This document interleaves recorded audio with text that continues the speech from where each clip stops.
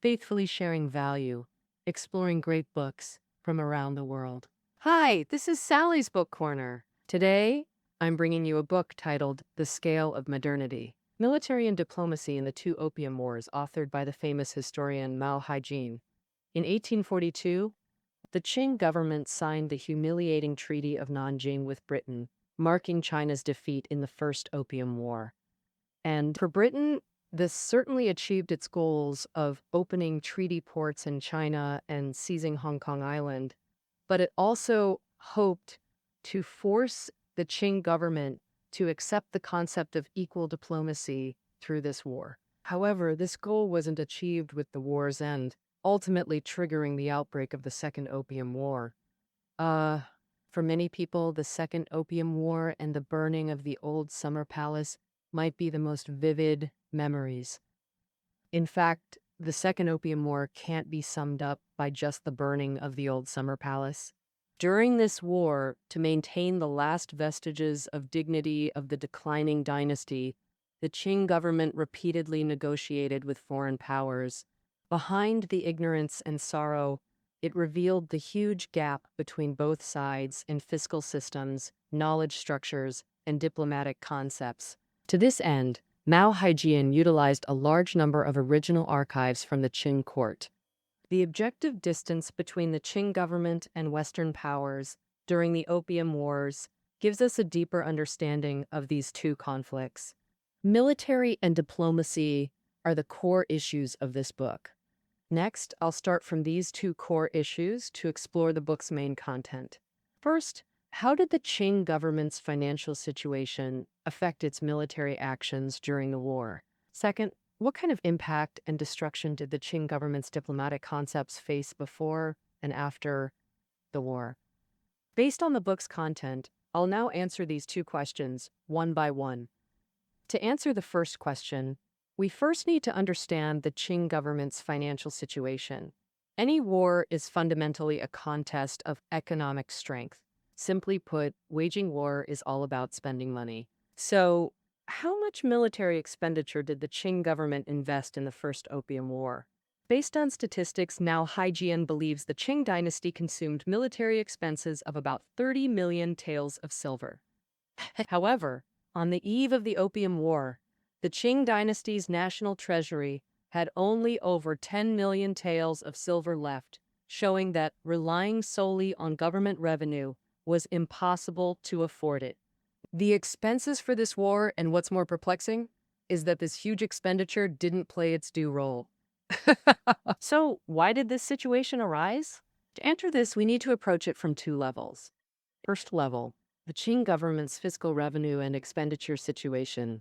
The Qing government's revenue was mainly divided into four major categories: land tax, salt tax, customs duties, and miscellaneous taxes. On the eve of the Opium War, land tax and salt tax were the main sources of revenue for the Qing government. In the 42nd year of Qianlong's reign, the national treasury once held 81.82 million taels of silver. Since then, reserves decreased annually due to reduced income and increased expenses.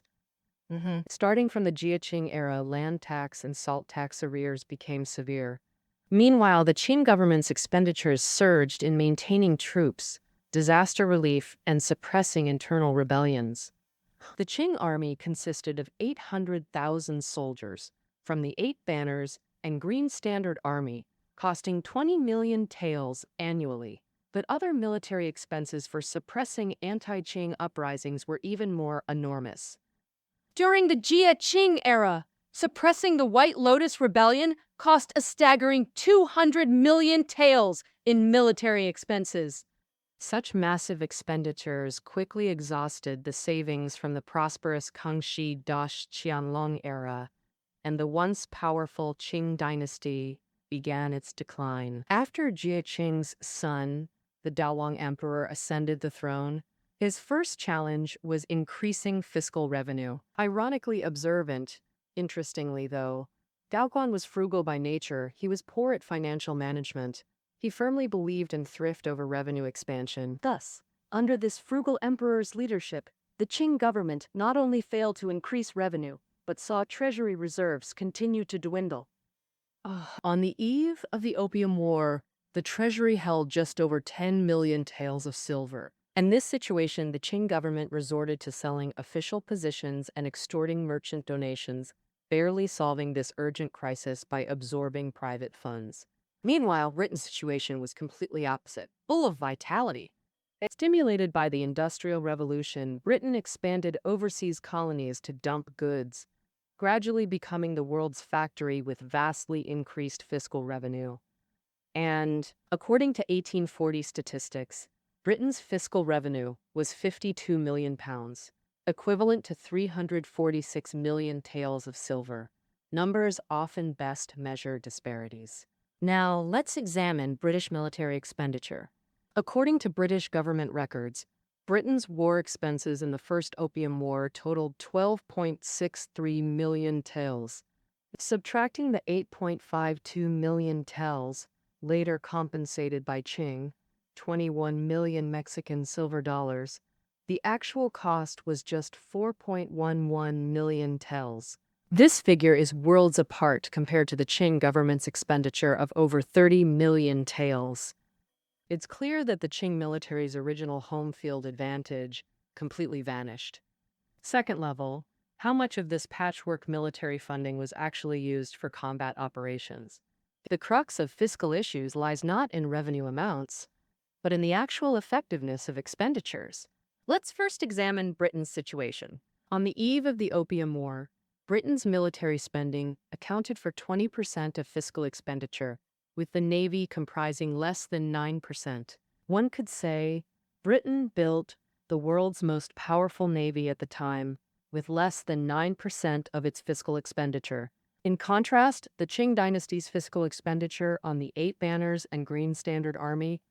So, where exactly was this enormous sum spent during the Opium War? Overall, Qing military spending in this war fell into 3 main areas: troop allowances, manufacturing, weaponry, and fortification construction. First, troop allowances.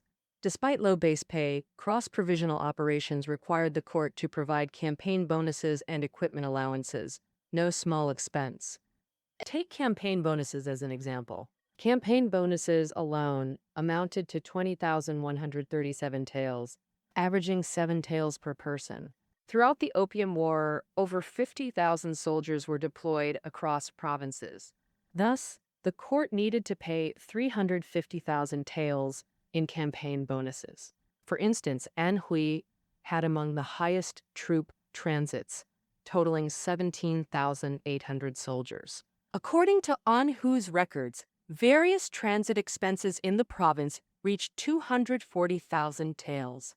These expenses made provincially transferred troops view deployment as profit opportunities, slowing down, extorting locals, failing to reach battlefronts promptly. According to the book, daily expenses accounted for over 70% of Qing military spending.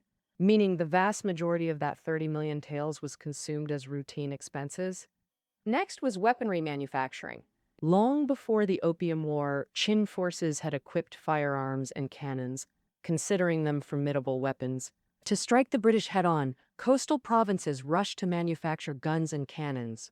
However, this costly arms production frenzy merely replicated old designs without technological innovation. Besides lacking advanced R&D capabilities, regions were also constrained by the Ministry of Works armaments regulations enacted during Qianlong's reign. And these regulations strictly limited reimbursement amounts for weapon manufacturing. Facing rising costs, regions often cut corners in cannon casting, resulting in poor quality that couldn't effectively kill enemies. Due to outdated systems, arms manufacturing, which should have seen massive investment, accounted for only about 12% of military spending. Third was coastal defense construction. To resist British artillery, coastal provinces rushed to build fortifications at key passes and ports. For instance, unprecedented construction projects occurred in Xiamen, Dinghai, Zhenhai, Huisong, etc., adding batteries and building strong fortifications to boost defenses. In Xiamen, Minjie Governor Yan Botao used solid granite to build a stone wall along the island's southern coast. This wall stretched 1.6 kilometers long, 3.3 meters high, and 2.6 meters thick. But this single wall cost over 1 million taels of silver. However, these expensively built defenses proved utterly powerless against British bombardment. Though Xiamen's stone wall was extremely sturdy, British tactics, naval frontal assault combined with army flanking rendered it virtually useless. Its fall declared that the huge funds spent on Qing coastal defenses were almost entirely wasted. According to the author, coastal defense construction accounted for about 10% of total military spending. From Qing military spending in three areas, troop allowances, arms production, and coastal defenses, we see that although the frugal Daoguang emperor became unusually generous during the war, investing 30 million taels, only a tiny fraction was actually used for combat, with most funds failing to deliver results. This also shows the Qing government's traditional military system was severely outdated. Summarizing the first issue, outdated fiscal systems left the Qing government financially strained during the war, and the massive military spending had minimal actual combat utility. This outdated financial military system could still suppress domestic opposition. But facing modernized British forces, it couldn't prevent successive defeats, forcing Emperor Daoguang to sue for peace with the invaders. Notably, beyond demands for territorial concessions and reparations, Britain and other powers aimed to militarily force the Qing government to abandon its traditional diplomatic concepts. China viewed itself as the world's center while considering other nations inferior, contrary to Western notions of equal diplomacy. International relations were merely barbarian states paying tribute while seeking China's cultural blessings. Thus, only the imperial court decided if foreigners could visit China and for how long. Foreigners in China couldn't mingle with locals, let alone learn Chinese language from them. Despite losing the Opium War and signing the Treaty of Nanjing over a decade prior, the Qing maintained its celestial empire posture. This ideological chasm ultimately became pivotal in triggering the Second Opium War. This leads us to the book's second major section, how the Qing's original diplomatic concepts were shattered, mainly centered on opposing British merchants residing within Guangzhou's city walls and resisting foreign ambassadors' access to Beijing. We'll first examine the city entry issue.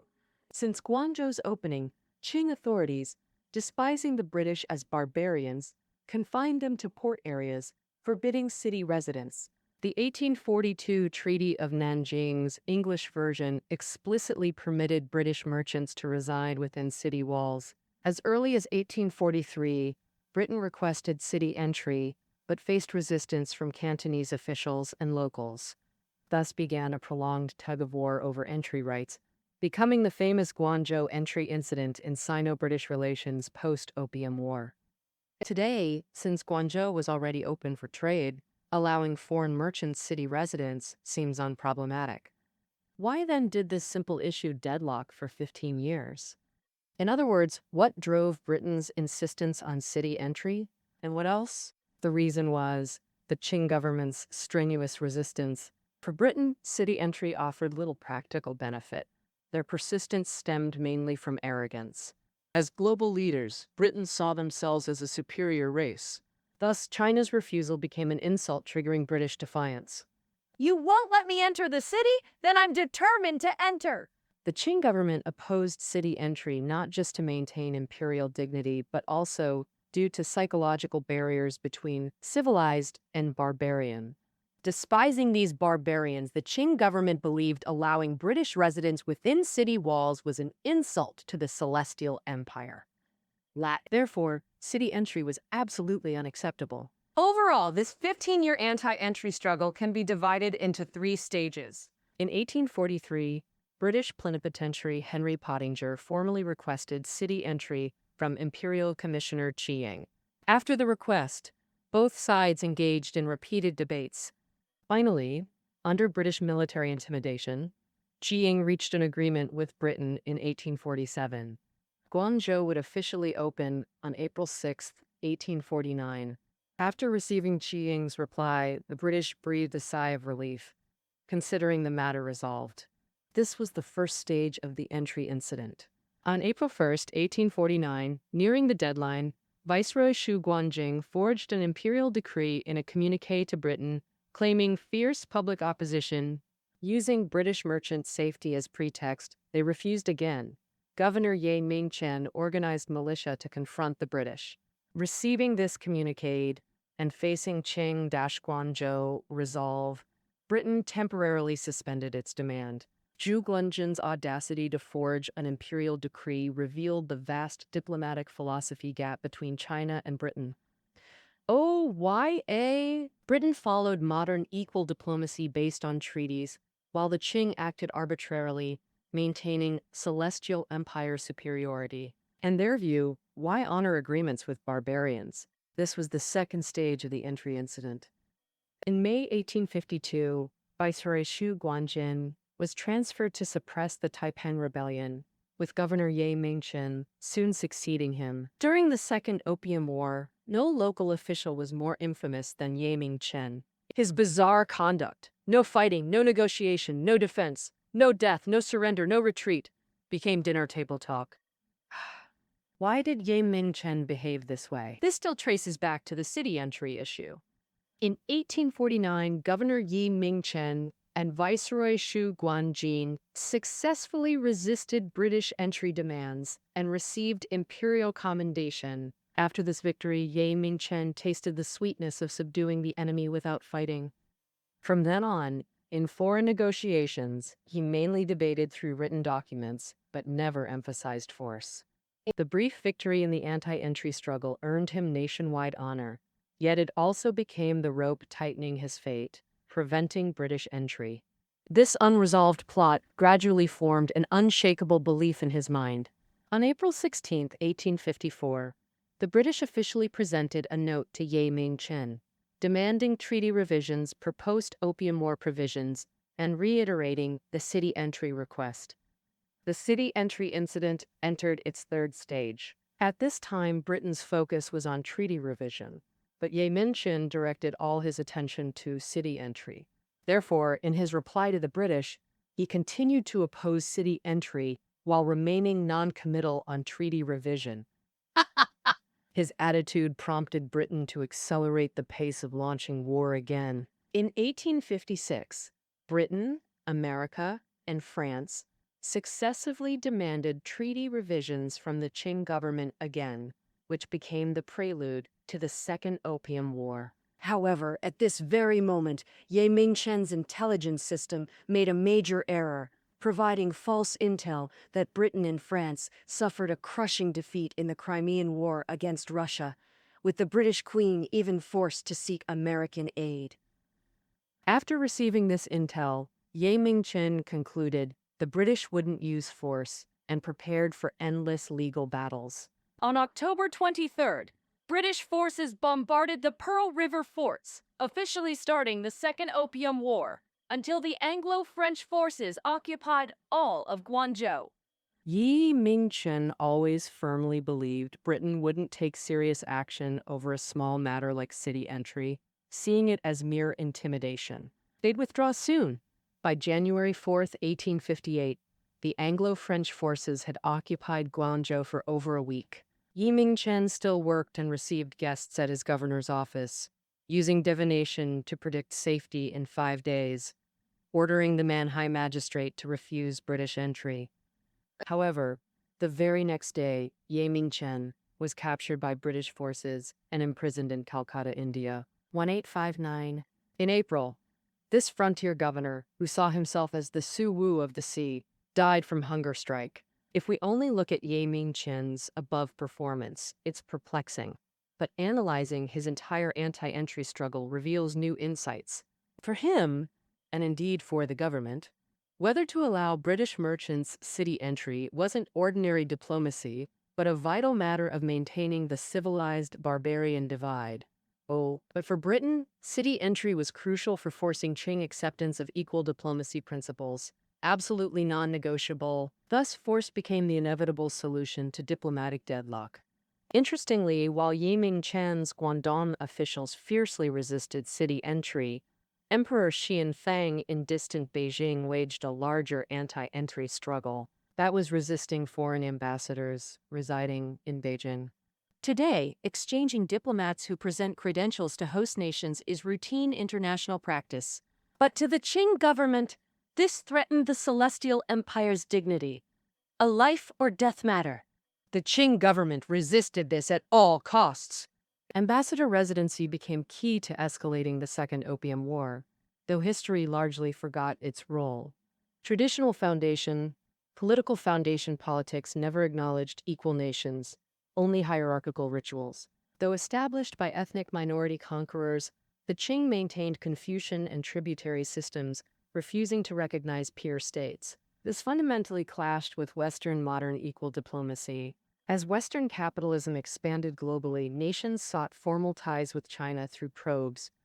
In 1793, Britain sent the Macartney Embassy under pretext of celebrating Qianlong's birthday, partly to establish a Beijing envoy, but met Qing refusal. Afterwards, the Qing remained hypervigilant toward Western envoys. Despite this, Britain never abandoned its envoy ambitions. During Treaty of Meijing negotiations, Britain again raised this issue. As the defeated party, the Qing dared not refuse outright, instead delaying with "discuss when treaty expires" excuses. However, with the nation's doors forced open, direct dealings with these barbarians became inevitable. To address this, Emperor Daoquan decreed that the Viceroy of Liangguan would concurrently serve as Imperial Commissioner for Foreign Trade, centralizing Western diplomacy.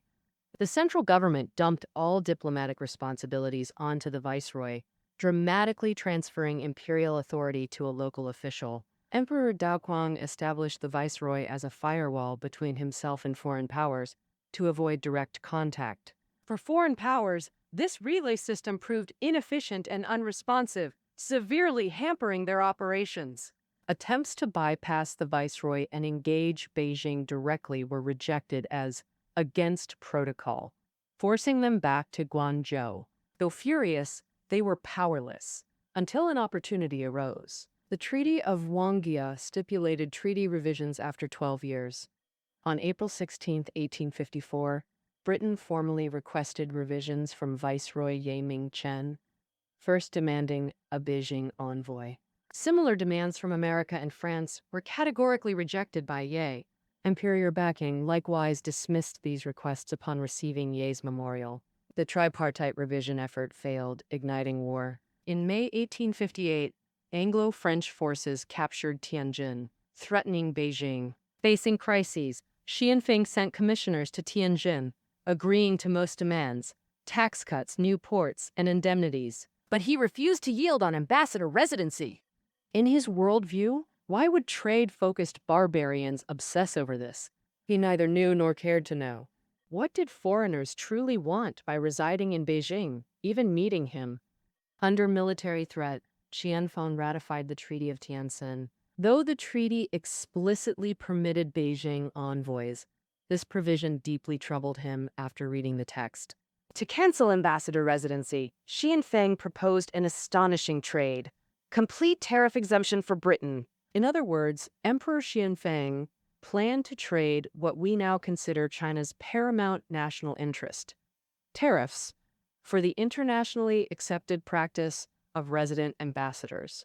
Fortunately, his ministers dissuaded him, averting an economic catastrophe for modern China. But to Emperor Xianfeng, allowing ambassadors would destroy the millennia-old tributary system. Where would that place him and his court if barbarians resided in Beijing as envoys? The Celestial Empire's dignity and honor were, in his mind, the paramount national interests. By comparison, national tariffs affecting the people's interests seemed insignificant. Thus, the diplomatic philosophy mismatch between Qing and foreign powers prolonged these disputes.